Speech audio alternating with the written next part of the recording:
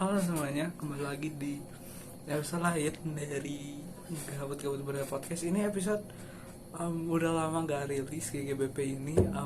Sorry aja karena sakit, terus ada kayak hal-hal lain di sini. Di episode yang tidak spesial ini saya akan seperti episode kemarin, itu akan membacakan 5 cerpen. Ini sudah tidak dari bola.com lagi, ini sudah dari Detik Jatim ya. Nah, ini yang bagus itu yang dari Jatim, guys ya. Ini bagus ya, semoga aja ya. Nih, kita satu cerpen tema persahabatan di sini, guys. Ini saya baca, guys. Aduh, ini kenapa lagi? Nih, judulnya Mona Lisa ya. Judulnya Mona Lisa karya Grace Paris, oke? Grace Paris ya. Cahaya matahari begitu bersinar pagi ini. Lisa, siswi SMA yang sedang terburu-buru ke sekolah, terlihat begitu bersemangat. Tetapi baru di gerbang sekolah terlihat mobil mewah terparkir, dan tak beberapa lama kemudian seorang gadis turun sambil dipapah, kemudian didudukan di kursi roda. Sambil tersenyum, Lisa menghampirinya. Mona, sapa Lisa, dan gadis bersama Mona itu memegang tangan Lisa. Oh, jadi Mona sama Lisa. Oke. Biar Lisa saja yang dorongku, ucap Mona pada pengasuhnya. Mereka berdua melewati lorong sekolah menuju ke kelas. Sepanjang perjalanan mereka menjadi bahan tontonan. Lisa dan Mona memang sudah lama bersahabat sejak kecil. Namun keadaan Mona yang lumpuh karena sebuah kecelakaan tak membuat persahabatan mereka luntur. Bahkan Lisa senantiasa menemaninya. Jadi si pertemanannya ini jadi makin kuat. Di sekolah hampir dikatakan mereka selalu bersama. Bahkan mereka satu kelas, layaknya saudara kandung, karena Mona sendiri memang anak tunggal, sedangkan Lisa mempunyai seorang kakak tiri yang tidak tinggal bersamanya, yang bahkan belum pernah Mona lihat. Setiap akhir pekan mereka saling mengunjungi, bermain dan belajar bersama. Namun akhir-akhir ini Mona merasa aneh dengan sikap Lisa. Bila ia ke rumah Lisa saat akhir pekan, ia selalu tidak dapat menemui Lisa. Ketika Mona mencoba mengkonfirmasinya, Lisa mengungkapkan berbagai alasan. Suatu saat pulang sekolah, Lisa dan Mona berjalan-jalan di halaman belakang sekolah.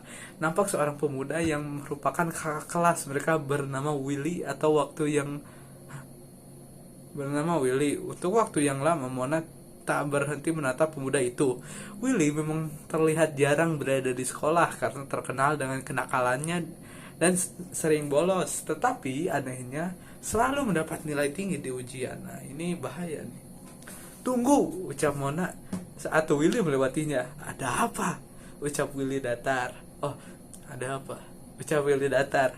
Oh, tidak. Gugup Mona dan Willy dengan cueknya terus berjalan. Sejak pertemuan itu, Mona selalu tampak ceria dan sering mengunjungi halaman belakang sekolah. Di sana, dia pun akhirnya bisa mengobrol dengan Willy. Melihat itu, Lisa sangat senang karena Mona yang selama ini ia kenal tidak begitu ceria. Sejak ia lumpuh, Lisa pun juga hanya mengamati dari kejauhan. Menurutnya, jika Mona bahagia, maka dirinya juga bahagia. Bahkan dia tak ingin Mona sedih suatu hari nanti. Mona akhir-akhir ini sibuk dengan pertemuannya dengan Willy. Ia tak pernah melihat Lisa kecuali dalam kelas. Merasa bersalah dengan sikapnya sendiri, Mona memutuskan mencari Lisa, dan setelah mencari kemana-mana, kini ia harus dihadapkan apa yang dilihatnya. Lisa sedang memeluk Willy, namun isak tangis Mona ternyata terdengar oleh Willy dan Lisa. Mona itu belum sempat Lisa menjelaskannya, Mona telah pergi. Namun karena terlalu sedih, dirinya tak tahu harus kemana dan keluar dari sekolah. Tiba-tiba Mona malah tertabrak di jalan dan dilarikan ke rumah sakit. Tiba-tiba banget ya. Oke. Untuk beberapa hari, Mona mengalami koma dan setelah sadar, dirinya melihat keluarganya dan Willy. Untuk apa kau kesini? Tanya Mona sinis kepada Willy. Lihat ini, Willy memberinya cermin. Apa maksudku? Wajahku tidak apa-apa, ucap Mona sambil bercermin mata. Dan ini dia titipkan untukmu, ucap Willy keluar meninggalkan Mona dan keluarganya. Hai Mona, apa kamu baik-baik saja? Kuharap begitu. Aku minta maaf atas semuanya, bahkan untuk kenangan buruk yang kau lihat sebelum kecelakaan itu. Aku harap kau tak salah paham atas diriku dan Willy. Dia itu kakak tiriku yang belum pernah kau lihat. Aku hanya menyesal tak dapat menemuimu, tetapi aku dapat melihat dunia bersamamu. Salam, Lisa, tulis Lisa dalam sepucuk surat itu. Mona menangis sambil membacanya dan mengetahui bahwa Lisa selama ini mengidap sakit kanker yang selalu pergi berobat saat akhir pekan. Mata yang dirinya pakai saat ini adalah Billy. Wah. Oke. Tiba-tiba banget ya. Wow. Oke. Tiba-tiba banget ini ya. Kok kenapa ini? Udah, soalnya oke. Jadi si Lisa ini cancer kan. Cancer. Terus nggak bisa. Oh. Jadi kan nggak bisa. Jadi nggak bisa ketemu di akhir pekannya. Tapi kalau dikasih matanya, apakah si cancernya akan ikutan? Wah, tidak tahu ya. Menarik ini, menarik. Oke, kita ke nomor 2. Cerpen tema fantasi, wes, fantasi ini. Peri dan Penebang Pohon judulnya. Karya Daniel Heriadi Samaya. Nah, di sebuah hutan terdapat seorang penebang pohon bernama Arjit. Sehari-hari dia bekerja untuk menebang pohon, tapi setelah ditebang, Arjit menanam tunas pohon yang baru sehingga pohon di hutan tetap terjaga. Suatu hari, kapak Arjit terjatuh di sungai. Dia sangat panik sebab kapak itu adalah warisan dari ayahnya. Tiba-tiba datanglah seorang peri bernama Prigia. Dia melihat Arjit sedang panik, lalu dia bertanya, "Ada apa, Pak? Kenapa kamu terlihat sedih? Kapak warisan ayahku terjatuh dari sungai. Bagaimana aku bisa menebang pohon lagi?" Jawab Arjit sambil terisak. Lalu Perigia memperlihat sebuah kapak berlian dan bertanya, "Pak, apa ini kapakmu?"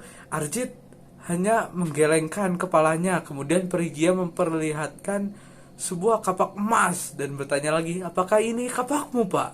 "Bukan, ini bukan punya aku," jawab Arjit. Sekali lagi Perigia memperlihatkan kapak tua dan usang, lalu bertanya, "Pak, apa ini punyamu?" Dengan semangat Arjit menjawab, "Ya, ini punyaku." Lalu Perigia memberikan ketiga kapak itu pada Arjit sambil berkata, "Karena kamu jujur, akan aku berikan ketiga bapak ini." "Wah, terima kasih Prigia," ucap Arjit kegirangan. Oke, yang kedua ini kita pendek aja ya. Oh. Oke, tapi masih siok yang pertama itu kok tiba-tiba banget ya ketabrak itu. Nih, tiga cerpen tema keluarga. Judulnya Pelangi Sehabis Hujan. Wah, apa ini? Karya Faumasi. Gemuruh ombak sayup-sayup terdengar memecah keheningan, membuat suasana malam itu terasa semakin dingin. Eta yang pada saat itu masih berusia 5 tahun tampak sedang berbaring sembari menatap remang-remang cahaya yang menyusup melalui celah pintu kamarnya. Tak lama kemudian terdengar suara keributan dari ruang tamu. "Sekarang kamu harus memilih, aku atau dia," ujar Bu Marta sambil menunjuk perempuan itu. "Aku memilih dia," ujar Pak An. N-nya 2 jadi An. Sambil menunjuk wanita tersebut. "Baiklah, jika kamu memilih wanita ini, maka aku akan pergi bersama anak-anak," ujar Bu Marta lagi. Ia terdiam dan hanya bisa mendengarkan pembicaraan kedua orang tuanya. Ia tak mampu melakukan apa-apa pada saat itu, mengingat usianya yang masih sangat kecil. Pertengkaran kedua orang tuanya merupakan hal yang paling dia benci. Entah mengapa mereka selalu bertengkar. Ini bukan pertengkaran yang pertama. Ada rasa kesedihan yang mendalam dalam hatinya. Ia tak bisa melakukan apapun selain melihat segalanya yang terjadi dengan keluarganya dan menyimpan kesedihan itu dalam hatinya. Berapa saat kemudian, "Eta, ayo ikut mama, kita pergi nak," ujar Bu Marta sambil membangunkan Eta dari tempat tidur. Eta pun segera bangkit dan menggandeng tangan ibunya. Sesampainya di pintu, "Aku memilihmu saja, karena anakku ada bersamamu," ujar Pak An tiba-tiba. Bu Marta pun terdiam sesaat dan kemudian berkata, "Baiklah, jika kau memilihku, maka wanita ini harus pergi dari sini." Pertengkaran pun akhirnya mereda. Malam itu pun kembali sunyi. Eta pun kembali ke tempat tidur dan terlelap. Peristiwa ini bukan yang pertama kali terjadi dalam keluarganya. Beberapa waktu lalu hal seperti ini juga pernah terjadi. Entah sejak kapan, Pak An yang pada awalnya sangat mencintai Bu Marta berpaling mengkhianatinya saat ini. Pak An adalah seorang supir antar kota yang jarang pulang ke rumahnya. Dalam perjalanannya, ia bertemu dengan banyak klien yang diantaranya adalah wanita-wanita penggoda. Para wanita tersebut sering memberikan barang-barang kepada Pak An. Pak An pun selalu berusaha menutupi kesalahannya. Dan anehnya, Bu Marta selalu berhasil mengungkapnya. Ketika Bu Marta mencoba untuk mengungkapkan kesalahan suaminya itu, Pak An selalu memukulnya dan melakukan hal-hal lain yang bagi Eta itu sangat menyakitkan, sehingga membuatnya sempat trauma dan memutuskan untuk tak ingin menikah. Keesokan harinya, wanita itu berpamitan kepada ibuku dan bersiap-siap untuk meninggalkan rumah kami. Ada perasaan lega dalam hatiku dan aku berharap wanita tersebut tidak akan kembali. Beberapa minggu setelah peristiwa itu, Bu Marta dan Pak An memutuskan untuk pindah tempat tinggal. Eta merasa cukup sedih karena harus meninggalkan kampung halamannya dan saudara-saudaranya. Kebersamaan yang selama ini mereka rasakan terpaksa terhenti karena kepindahannya. Dengan berat hati dan berlinang air mata, Eta memasuki mobil L300 yang berwarna biru tua itu. Ada kecemasan, kesedihan, dan kerinduan yang dalam akan kampung halamannya itu. "Sampai bertemu kembali di kampung halamanku," bisiknya dalam hati. Beberapa lama setelah kepindahan keluarga Pak An, tiba-tiba terdengar kabar yang begitu memilukan. Tempat tinggal mereka dahulu terkena bencana alam. Ombak menyapu habis seluruh rumah dan isinya. Termasuk beberapa dari saudara Pak An juga ikut menjadi korban bencana alam yang dahsyat itu. Beberapa tahun setelah peristiwa itu, Eta pun menyadari bahwa kalau bukan Tuhan yang berencana memindahkan mereka, maka mungkin mereka akan menjadi salah satu korban peristiwa tersebut. Nah, jadi ini tentang KDRT dan sebagainya gitu ya, keluarga. Jadi kalian jangan seperti Pak An ini ya, kalau bekerja tapi jangan gitu dulu, jangan. Nih, mana nih? Di 4 cerpen keempat ya. Ini cerpen tema horor. Nah, ini judulnya Mimpi Buruk, karya Yohani Renata. "Malam itu aku sedang berada di belakang halaman rumahku dan tiada angin dan hujan. Tiba-tiba suasana hatiku menjadi tidak enak dan aku selalu merasa ada seseorang yang mencoba untuk yang selalu mengamatiku secara diam-diam. Awalnya aku mencoba untuk mengabaikan hal itu. Mungkin hanya perasaan dan halusinasi semata saja. Tetapi lama-kelamaan, tidak tahu kenapa, walaupun aku sudah mencoba sebisa mungkin untuk mengabaikannya, hatiku pun tetap gelisah dan perasaanku juga semakin tidak enak dan aku semakin memikirkan hal itu." Karena suasana hatiku semakin tidak enak, maka aku memutuskan untuk kembali ke rumahku. Dan saat aku ingin mengembalikan badanku belakang, terdapat suara di sekitar semak-semak yang ada di belakang halaman rumahku. Awalnya aku tidak ingin mengubris, tapi lama-lama suara itu semakin terdengar nyaring. Akhirnya aku memutuskan untuk berjalan mendekati semak-semak tersebut, dan benar saja muncullah hantu tanpa muka. Wajahnya sudah hancur dan tangannya buntu. Aku lari sekencang mungkin menuju ke rumahku dan menutup serta mengunci pintu rumahku. Aku pikir aku sudah aman, tapi dugaanku salah. Saat aku mengembalikan badanku ke belakang, hantu itu ada di belakangku, dan aku berteriak sekencang mungkin sampai aku bangun dari tempat tidurku. Dan saat itu aku sadar ternyata itulah hanyalah mimpi, dan hatiku terasa lebih tenang. Mimpi aja guys, mimpi ya, kan kirain real. Oke, mimpi. Ini nomor 5 nih, nomor terakhir. Ini cerpen tema kehidupan ya, kehidupan. Nah, judulnya ini Pak Guru, karya Yudi Hendra.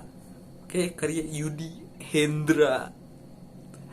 Tak ada orang sukses yang bercita-cita jadi guru. Tak ada orang sukses yang bercita-cita jadi guru. Kalimat pahit yang terus aku dengan selama dengar kali ya, selama menuntut ilmu di kampus keguruan. Lalu mengapa mereka ada di sini? Kalau mereka ada di kampus ini, artinya suatu saat mereka akan menjadi seorang guru. Demikianlah sebuah kalimat yang kamu lontarkan tak mesti dijelaskan. Aku sendiri terganggu dengan kalimat itu. Lama-kelamaan ikut-ikut menyetujuinya. Walau tidak 100%, setelah aku jadi guru nanti, pada teman-teman yang aku tanya, aku hampir tak bertemu mereka dengan yang memang menjadikan guru sebagai cita-cita. Setelah aku jadi guru nanti, ternyata setiap anak muridku yang aku tanyai cita-citanya, tak ada yang berniat jadi guru. Semua orang tahu jawabannya, tapi biarlah aku ulangi untuk menghilangkan keraguan. Karena guru itu miskin, karena guru tidak terlalu terhormat di tengah masyarakat, karena guru bukan tergolong orang pintar, karena guru tidak tergolong orang hebat. Mata anak itu begitu tajam. Seumur hidup baru ini aku melihat mata setajam itu. Mata tajam menusuk, mengiris hati, penuh amarah, perlawanan. Kamu kan melanggar aturan, itu artinya kamu harus mendapat sanksi. Salah saya apa, Pak? Badannya tegak berisi, tinggi sedang. Kamu terlambat tiap hari. Satu lagi, coba kamu belajar sopan pada gurumu. Aku coba pegangi tangannya untuk membawanya ke meja admin piket harian. Namanya harus dicatat sebagai siswa yang terlambat hari itu. Anak ini memang selalu terlambat. Di luar dugaan, ia menangis uluran tanganku, lalu berjalan menjauh, badannya tegak dan dadanya membusung. Aku yakin ia memiliki kekuatan yang sempurna. Anak kelas akhir sekolah menengah atas. Penyakitku kambuh lagi. Penyakit tak bisa mengendalikan emosi. Kamu mau taati aturan sekolah ini atau tidak? Prak, telapak tanganku menghantam meja piket, menimbulkan suara dentuman yang mendekati ledakan Hiroshima. Terkejut juga, guru-guru berhamburan dari kantor. Segera ruang piket jadi ramai. Kepala sekolah langsung menengahi. Aku dan si anak dibawa ke ruang kepala sekolah. Singkatnya, kepala sekolah memberi nasihat, dan kami berdamai. Ekonomi sebagai guru jalan di tempat. Memang begitu. Aku sering memaksa diriku sendiri untuk mencintai profesi ini, karena tak ada pilihan lain selain harus cintai profesi ini. Karena aku akan bahagia kalau menjalani dengan sepenuh cinta. Bertahun-tahun sejak awal mengajar, aku telah belajar mencintai status sebagai guru. Aku berhasil tak banyak. Aku akan terus jadi guru. Ya, aku. Oke. Nah, itu ya 5. Nah, itu guys. Itu ya 5 contoh cerpen tema persahabatan hingga kehidupan. Semoga kalian enjoy.